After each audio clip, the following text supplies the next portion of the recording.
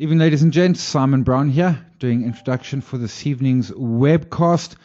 So this evening we've got Keith McLachlan. He's wearing his Blue Gem Research.co.za hat. He initiated research on Monday on ARB Holdings, the stock I first picked up, thinking 7 years ago. My lesson from ARB for me was simple. They had cash of around 180 cents a share, trading at 215, and I didn't want to cross the spread. I wouldn't pay 230. I'm not even sure what the share price is now, but I know it's a whole whack more. But with that, I'll hand over to Keith. He's going to do a presentation relatively short. We're really figuring this for a bunch of questions afterwards. And of course, the research report is available, bluegemresearch.co.za. Thanks, Simon. Hi, guys. It's been quite a while since I've been here. It's good to be back. This is the initiation of coverage on ARB Holdings. You can see a couple of details on your screen there. So let's click through to the data sheet. The real idea is initiation of coverage, and analysts throw around a lot of lingo. Initiation of coverage is understanding the company, and thereafter you do maintenance and maintain and update your views. So here we're looking at the business model, we're looking at big picture, we're looking at valuations. We're not drilling into results. This is not about results. This is about where the company's come, what it does, and where we expect it to go. The results notes are really the maintenance reports. But that aside, I want to make one disclaimer. I own shares in this company. That's a big disclaimer, so appreciate it. Then some data sheets. If you don't know who ARB Holdings is, its ticker code is ARH, market cap of 1.4, price earnings of around about 13 times, dividend yield of a little over 2. Byron and Billy run it, but it was really founded by Alan R. Burke. This is where the ARB Holdings comes from, and in fact, Alan still really is heavily invested in this company. He owns 51% of it. So that data sheet aside, let's have a brief look at the investment case before we drill into some more details. ARB really is an electrical wholesaler, and I will drill a little bit more into detail on what exactly a wholesaler is. But at this point, roughly 48% of the group's products relate to cables, and it has over 6,500 customers, of which it has, no less than 5, and I think it's even the latest data is 3% exposure in any one of these companies. ARB is really grown by growing its product, growing its presence, and growing its market. That's the overarching growth strategy, be it acquisitive or organic, both of them work. And once again, we will look at this in more detail later on. This is just the investment case overview. ARB also has a preference to owning its properties it runs from, and the consequence of that, it actually has a property portfolio worth 163 million per its book. The ultimate exposure really in ARB is you're exposed to the building, infrastructure, and electrification markets. These markets are currently soft. We know post 2007 credit crisis, particularly in South Africa, because it was propped up for a couple of years in the build up to the World Cup. Post 2010, there's huge overcapacity. Things are not going so well, and this market is still soft. That's a short-term view. In reality, South Africa is hugely underinvested in infrastructure. There's a huge amount they still have to do. Just the National Development Plan, the NDP, just the government has booked 827 billion on paper, and I emphasize that point because paper is different to when the money flows, to its personal infrastructure backlog. That doesn't include the private sector, doesn't include foreign FDI, foreign direct investment, doesn't include anything else. So there's a huge backlog. I would best summarize this industry as in short-term downside, long-term upside. In a nutshell, I see the value of ARB as 622 cents. Let's not be specific, around about 622 cents. Valuation is not a science, it is an art. And that's on a price earnings of 13.5. Let's put this in context, where the Aussie is currently trading on a price earnings of 17, and the construction building materials index, their peers arguably, is trading on a price earnings of 14.9. So my valuation of 6 Rand 22 cents on a price earnings of 13.5 doesn't look that unreasonable in the context of relative pricing. Target price is over 7 Rand on the exit price earnings of 12.7. From the current share price, and at the time I wrote this, the share was 6 Rand. The implied upside is 21% over, and this 12 MTP is 12-month target price. It's just an analyst methodology for rolling forward a fair value at the cost of equity to see where the share price, where the fair value will be in a year's time. It is not indicative, of necessarily where the share is. It's just my sense of fair value and where it should be. Moving on, the investment case, and all of these is a lot of text and a lot of words. I like to put things in graphs and graphics. It's much more intuitive. And my point here is ARB has been growing by product and by presence. This is exactly what I mean. ARB traditionally grew out of cables. Cables was the business. And over time, you can see the cable contribution, and this is percentage of turnover. It's not absolute turnover, it's contribution to turnover, with turnover being 100%. So cables was traditionally very, very high weighting, if not 100% back in the day. Back in 2009, it was 51%, and you can see how it steadily dropped off all the way to the last set of results, 48%. More importantly, have a look at these things happening below the radar. Like lighting is a very good example. Lighting out of nowhere, and actually not out of nowhere, they bought Eurolux, but lighting is now contributing almost a fifth to the product range. What this graph is trying to demonstrate is how the group is utilizing its presence in the market, not just to sell cable, but to sell all related products as well. If you have guys walking into your shops and if you have guys using you, why not sell them all the things they need, not just one thing they need? And you've seen this product range extend quite nicely, and that's the growing of the products. Growing of the presence is a much more physical characteristics of ARB, and this is a good graph, comes directly from ARB. This is the growth in number of stores they had. Back in 1990, they had one store. 1980, they had one store. In 1988, they opened their second, and we can see how it steadily ticks up. They keep on opening up more stores. And you're sitting in a situation where you start to have a national spread, and you can reach a lot of growth nodes in South Africa. Customers can walk into all your stores. That's what presence is if I need to go and buy a product, I know A or B is near to me. Now, at this point, 19 stores isn't massive. And that's the blue sky, is ARB can still extend their presence in South Africa without even necessarily going overseas or into Africa. Moving on, let's break it down into some segments. The first segment, and this is really the dominant segment, and it's where ARB was grown from. It was originally called the electrical wholesaling segment. It's now called the electrical division because it's got a couple more things in it. But it's built on the wholesaling business model. What is the wholesaling business model? Wholesaling business model isn't the me or you walking into a shop. The wholesaling business model is in between the guys who make the products and the guys who sell the products or use them.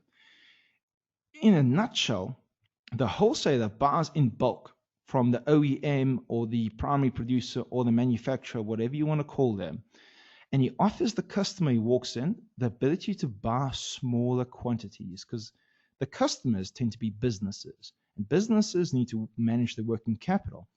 So the electrical wholesaler, in this case, would buy a massive amount of cable, for example, from a cable manufacturer, cut it up into smaller amounts, and sell it to the customers at a margin because they don't need 20 million miles of electrical cable. They just need one. And you add your margin onto that. And this is where the geographic presence comes in. You have to be there. If you're offering customers the ability to buy small quantities, they also don't want to travel far. So you offer convenience, and particularly a one-stop shop, which leads into this product expansion that ARB has done. Is the guy comes in to buy cables, but you can sell him electrical product as well, all the other things that he needs. So offer convenience in a one-stop shop. That's the wholesale business model. Become the turnkey solution for the business that's actually selling directly into the economy. So ARB's electrical division stocks predominantly cables. We know that. We can see it here. 48% of group revenue. It's a lot more of that of the electrical division. It also sells overhead lines and related electrical components. We'll get into some of those details as well later. It's got over 6,000 customers, no more than 5% exposure to anyone. There's no revenue concentration risk at revenue level. But in reality, the downstream major customers, Eskom uses a massive amount of cable for distribution side. And for cable and overheads and all the like, the infrastructure, mining, and industrial parts of South Africa predominantly draw on that product range. They may not buy directly from ARB, but they certainly buy from the customers who buy from ARB.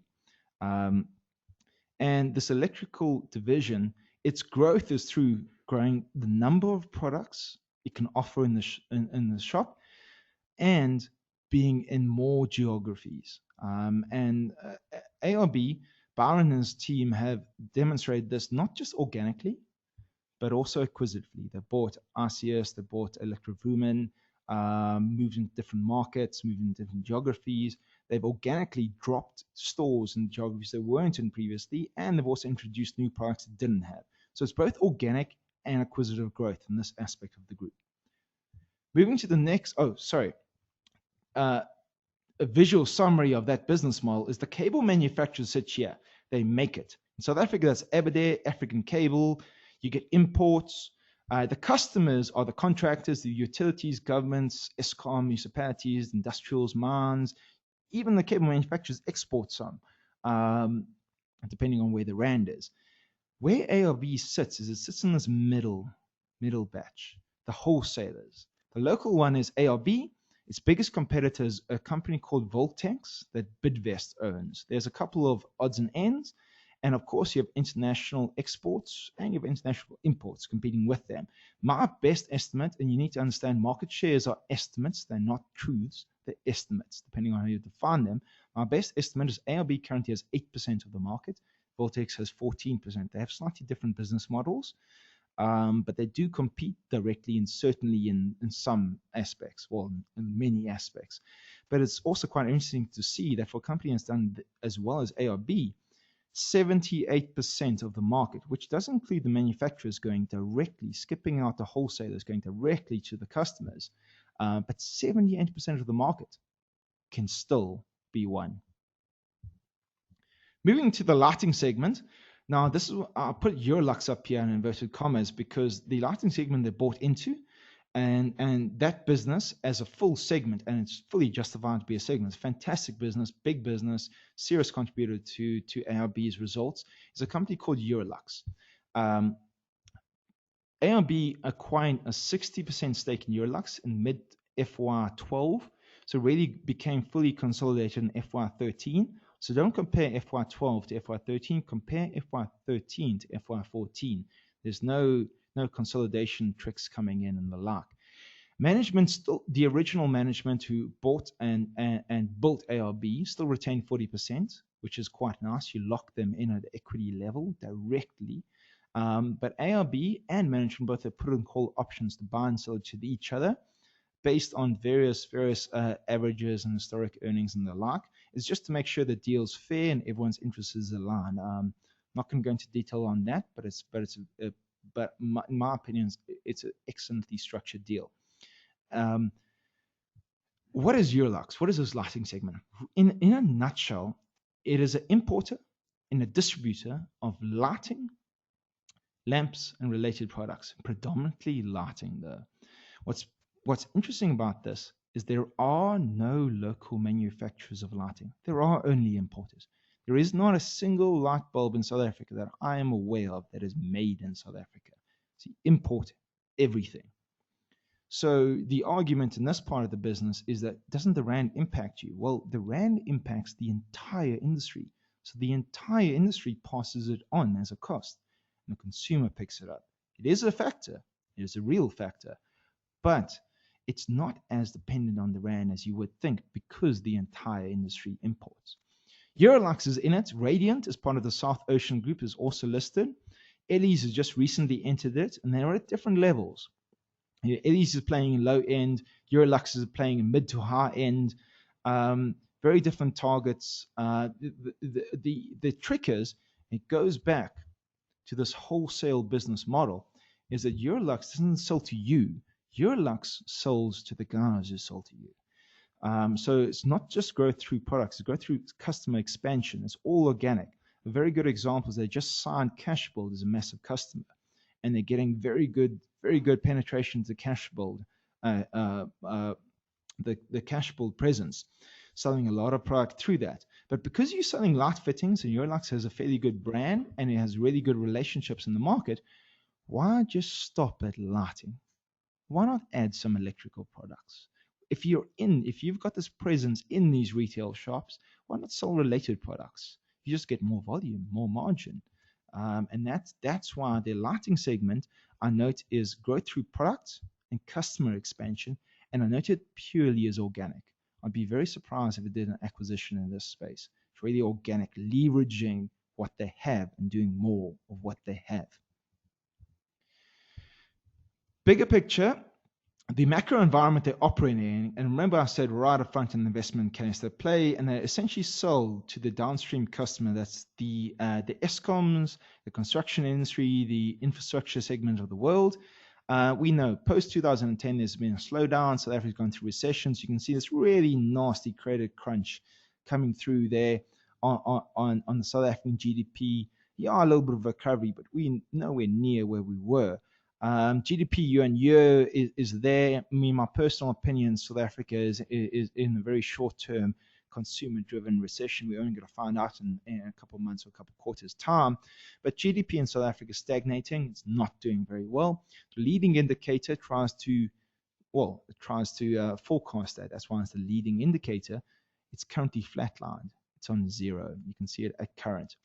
What's interesting about this GDP is you can see it's using GDP coming from Bloomberg. Sorry, my source here is Bloomberg.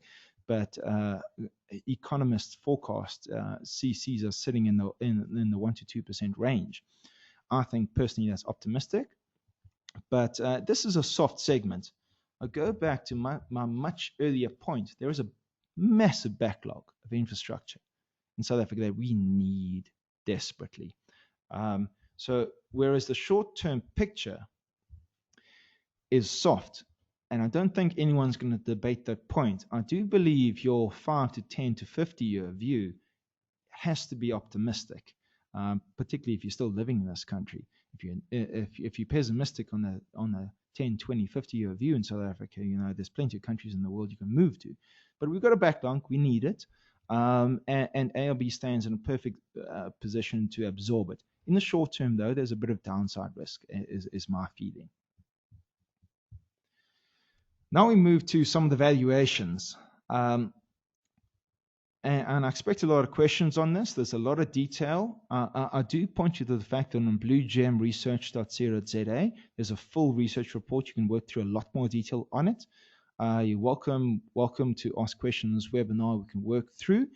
But in essence, I run my models on nominal rates. My cost of equity is 16.8% for ARB. It's my discount rate for these free cash flows coming back.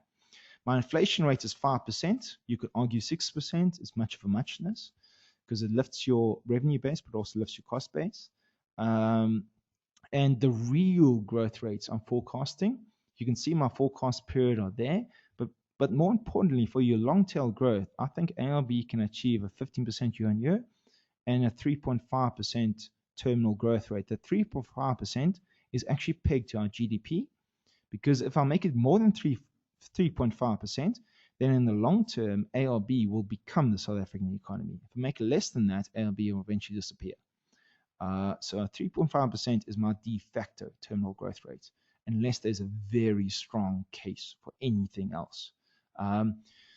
It's all the usual things going through. EBITDA, tax, working capital.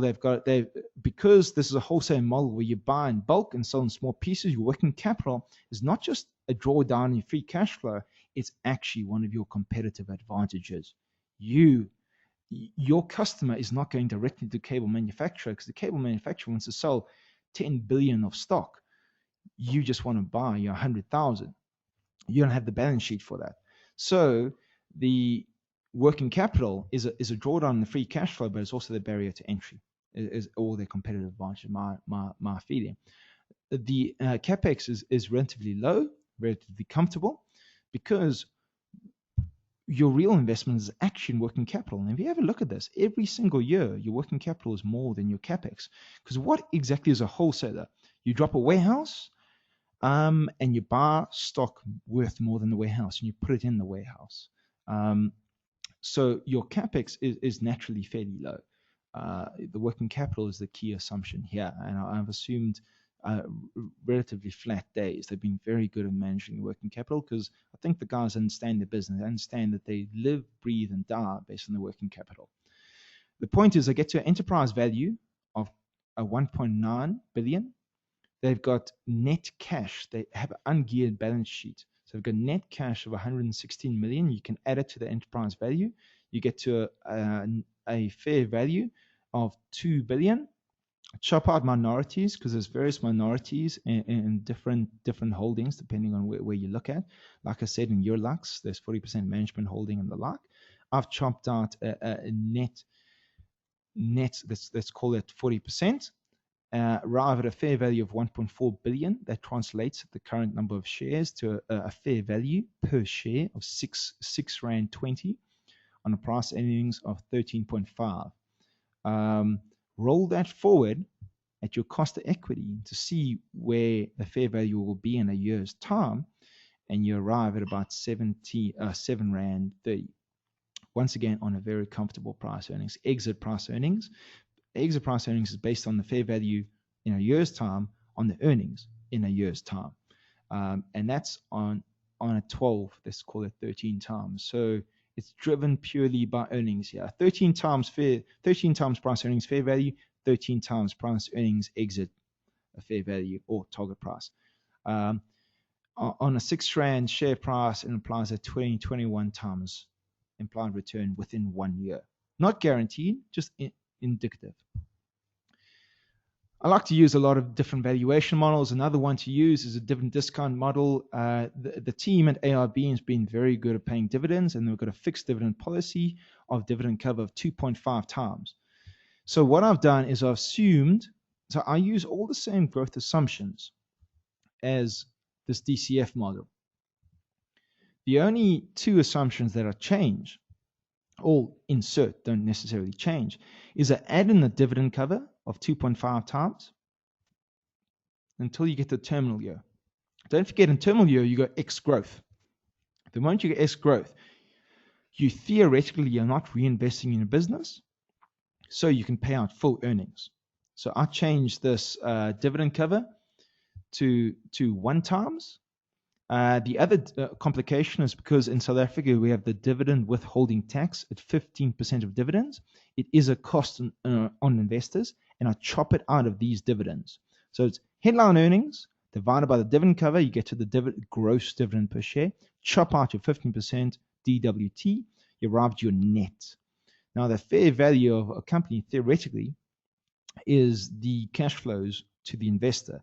So I think I'm justified to chop out the dividend withholding tax, and you work your way all through to terminal year, discount it back, and you arrive at a fair value of, let's call it 6 Rand, 5 Rand 90, 6 Rand. Once again, about 13 times price earnings. What's very, very nice is that give or take agrees with the fair value in the DCF. So we've got two models agreeing with each other. Now, there's an argument that you should perhaps not exclude the DWT. For example, institutional investors, fund managers don't pay dividend withholding tax. So the fair value to them would not include this cost. So if I exclude the entire DWT line, the fair value on the dividend discount model jumps to about 6 Rand, 7 Rand. Oh, sorry, it jumps to 7 Rand.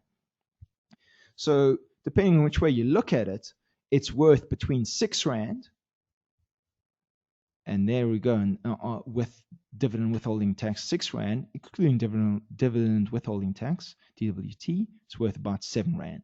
So you've got a fair value range of 6 Rand to 7 Rand, depending on which assumptions, depending on whether you agree with my growth assumptions, working capital assumptions, and capex and the like. And even cost of equity. And it gives me a level of comfort that both of these models are talking to each other, and I built them in isolation, but both of them are talking to each other. One can talk with more confidence about a fair value then. This is the price earnings model. And the way I've taken it is slightly different to perhaps how a lot of you guys have seen it, is I've said ARB is priced relative to the sector it's trading in, because the whole sector is exposed to similar cyclical and macroeconomic factors. And I've said, what does ARB's price earnings trade at relative to the electrical and electrical component index? What discount? And you can see back in 2009, it was trading at as high as, let's call that 52, 53% discount to the electrical and electrical component index. And you can see over time, as they've made this business work and the guys there have built on a good track record, this discount has dropped to the point where it's actually started becoming a premium. Currently, they're trading at roughly no premium. Now, caveat emptor about this approach. The electrical and electrical component index is dominated by Ultron and Roynet. And both of them have their own complications and their own problems and their own reasons why their price earnings might be high or low. That distorts this index and distorts the relative discount that ARB appears against it. So I'm showing this as an illustrative slide, but I basically discount it. I don't think the best way to approach ARB is to approach it on a price earnings basis relative to its peers. I think that is erroneous and misleading. That's why I much prefer these absolute models as opposed to this relative approach. But I disclose it for interest sake and for perspective. So any valuation and analysis of a company and initiation includes assumptions, and we talk about risks. Now, risks are two different baskets: upside risks and downside risks. Basically, I'm saying, what can make me wrong? What can make me wrong that the fair value is actually lower? And what can make me wrong that the fair value is actually higher? Currently, I think the major downside risk, which is the risk that makes my fair value too high, is the macroeconomic variables in South Africa. Things aren't going well in South Africa at this point. GDP, NDP, when does the government spend this massive, almost 9 billion infrastructure spend? Building construction sector still have overcapacity. The mining sector is struggling. Eskom spend comes and goes, and every second rumor makes the rounds in the market, how they're bankrupt and they're not. And then the elections are currently in South Africa. There's a lot of complications with public sector spend there and debates around interest rates can rise. All these risks, how they currently stand, I think the risk for these macroeconomic factors is to the downside. So these things could turn out worse. But the macroeconomic factors are not under ARB's management's control. All they can do is build their business, build it as well as they can. And they built it through a very tough period and done very well. The upside risks, interestingly, are exactly under ARB management's control. You see, one of ARB's strategies, and I'll go back to a much earlier slide, their growth by product, presence, and market, if you pop 2 forward, includes acquisitive. And management has been extremely successful in employing their balance sheet to buy companies, to expand their products, expand their market, and expand their presence. And this valuation, I can only make on what exists. I can't make on what they haven't done. So the timing and successful implementation of ARB's product, store, and market expansion. And that's what management does. This is the value add that management really does, is when does it happen, how much, how successful. And how successful, I must say at this point, I give management the benefit of the doubt. Is they've done a very good job, and they've built a track record. The odds are they're going to carry on doing that. But I can't factor in acquisitions. So the upside risk that could perhaps even offset, if not more than offset, the macroeconomic downside risk in South Africa is really this management aspect, the alpha they add to the company they're running. I can't value that. I can only value what exists. And I have to give them the benefit of the doubt here. I think they've done a good job and they can carry on doing a good one. And bear in mind, these are risks. They aren't realities. We're playing out scenarios here essentially by risks. So don't take it as gospel truth.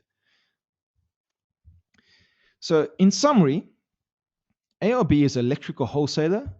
Little under half of their products relates to cables. Eskom is a downstream buyer of them, but there's mines, infrastructure spend in it.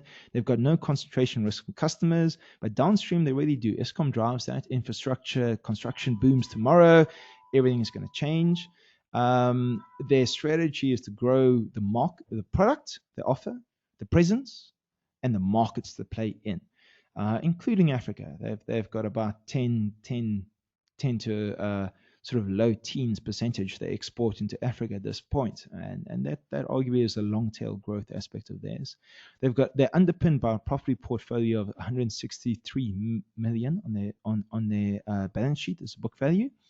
The ultimate exposure really is building infrastructure electrification markets. I think they're soft, but in the long term, I think these are good markets to be in. You just have to trade your way through these tough times. I see the fair value at a little over R6, depending on different valuation methodologies. I think it's a very comfortable price earnings of 13 to 14 times, which agrees to the Aussie at a discount of 17 times, and its peer index of nearly 15 times. And the implied price earnings rolling over a 1 year period is really 21% upside, assuming a R6 share price at the time of writing this and publishing it. I think the share price is about R6 today. So that is the broad perspective, the initiation on ARB and how I look at it, how I approach it, and what I see in it. I'd like to open to questions now. Guys, don't be shy. Yeah. Thanks, Keith. A couple of questions coming through already, folks. You got more questions? Pop them into your Q&A box in the GoToWebinar application. A couple of folks asking broadly the same question, Keith. So they're sitting with a bunch of cash, 160 million. They've spent their cash very wisely. We agree with that. What do you expect they're going to do with it next? I thought they might go for Radiant from Southern Ocean, but that doesn't seem to be happening. Your take on what they're going to do with their cash? Well, first of all, I seriously doubt they're going to go for Radiant from Southern Ocean. When Southern Ocean bought Radiant, and let's go back to that slide, put this into a little bit of context. It was second slide. There we go. Radiant bought Southern Ocean basically out. And when management had earned out, management left. Radiant's a direct competitor to Eurolux, but Radiant isn't doing as well as the rest of the players in the market because the IP walked out of the door. ARB left management in here. These guys have a direct alignment to this business. So I don't expect any more acquisitions in this lighting space. I think they're going to grow it aggressively, organically, and leverage what they already have. To answer the question about the free cash, and this is where I go to the DCF to explain it best. First of all, 116 bar free cash. The wholesale business model works on one of the barriers to entry or competitive advantages is the ability to buy in bulk. So of that 116 bar, it isn't necessarily all free. You want to leave some so that you can buy bigger amounts of inventory when the need arises. Bear in mind, these guys have been trading through a trough, low demands and the like. So I would say of that 16 bar, set aside 20 to 50 bar that you want to leave on the balance sheet. You want to keep, if you need to buy in bulk, pay discount, like to have product in store. If a guy walks into your store and he says, ARB, I want to buy 10 bar worth of product, and you don't have that product, I promise you, you've lost that sale. So one of the tricks is to manage your working capital carefully, keep it, but have it there. It's not about keeping skimp stock, stock on hand. It's about keeping the right amount of stock on hand and the ability to draw down and buy more in big cases, big contracts, and economy picks up and the like. So that 116 bar, I mean, let's be super hyper conservative. Let's assume none of that is free cash. They want to keep all of that on the balance sheet. They want to keep all of that for working capital so they can drive massive growth that maybe, who knows, the economy turns around tomorrow. You're still looking at a company with a property underpin and no gearing. So you can bring on debt and you can do it very comfortably. There's free cash flow in this company. So what I expect them to do is to employ this money into buying another, inverted commas, Eurolux. So what I mean by that is they're going to buy a business that sits in the wholesaling space, that plays to their strengths, that they can plug into the existing infrastructure, but it doesn't necessarily have the product range they have. It has a different one. So they've got cabling and electrical components. They've got lighting. Think of anything else that is electrical, particularly the electrical parts that play into infrastructure and mines and Eskom and the like. There's tons of things that they could buy and plug into that. So I do think, and they've actually stated, they said, listen, they're looking for acquisitions, parallel product ranges, anywhere from around about 100 million worth of acquisition. That's around about the size, and they're wanting to buy it on a 4 to 7 times price earnings. So I think this free cash flow won't be employed that way. It'll be geared. There's a different approach. The free cash flow, or the free cash sitting on the balance sheet, is actually an asset that they can utilize in a bull market, but they're going to utilize the balance sheet and the script to move into parallel markets, broaden the product range, leverage their existing customer relationships, leverage their geographic reach, and move into areas they aren't currently supplying. Remember, one of their approaches to become a one-stop shop, that you need to offer everything then. Think about your electrical contractor. Think about your construction company, your mine, Eskom. Think about what they need that ARB doesn't currently offer. And that is probably where they're looking. Hamar mentions positive as a property portfolio they own and absolutely strengthens the balance sheet. Question from Graham, and I thought I saw two, but maybe one of us is crazy. Keith wants to go to Hamar's point. Sorry, can I pause there? If you work through my valuation, you'll notice I don't do a sum of parts, and I don't value the operational business and then add the property. The reason being is by owning the property and you pay cash for it, there's no debt on the balance sheet, so it doesn't come through at net cash flow level or net cash level, and it doesn't come through as an operating expenses level where you're paying rentals. So by owning the property, you're not paying rentals. So in other words, your operating margins are expanded by the effective yield you get in your property. So in other words, this free cash flow, utilizing existing operating margins, working through, captures the rental property already. It captures the savings by owning that property and not paying rental. So that rental property is an asset on the balance sheet, but my approach is not to do a sum of parts, not just to add it to my value of the business, because I believe my free cash flow captures it. You already get the savings in the lower operating expenses of the business and in the elevated profitability of the business. So to Hamar's point, it's nice to have that underpin, but bear in mind, you're not buying a property company here. You're buying a building materials and electrical wholesaler. And I want to take on that. Graham, I'll come to your question in a moment. So, and it might not be particular to ARB, but more broadly. So they own property, 162 million, I think. 63. So surely they sell it. They raised 160. They put it into the business, and it grows at, what are we looking at, 15% a year, which is better than they're going to get if they were renting with escalations of only. Broad picture, is owning property better to own it or to rent it? Well, there's two sides to this equation. You get the financial engineering side that says, yeah, absolutely. Why do you have property? Sell it, rent it back, leverage that into other businesses that earn a higher. Instead of earning a yield on a property, you're earning a cost of equity of the business you invest in. But there is actually a fundamental risk here. If you've built a massive market presence, you've got a massive warehouse. And some of these are fairly specialized as well. Hey, you're storing bulk cable, extremely complicated systems. You put in your systems into the warehouse, and then your landlord turns around and says, "No, I'm canceling the lease." Your business, I think the polite word is a bit screwed. Yeah, gotcha. Okay. So by owning strategic properties in key areas, you minimize the business failure and business disruption. So it's a key property. If I own my factory in Krugersdorp, that's worthless because I can put my factory anywhere in the world.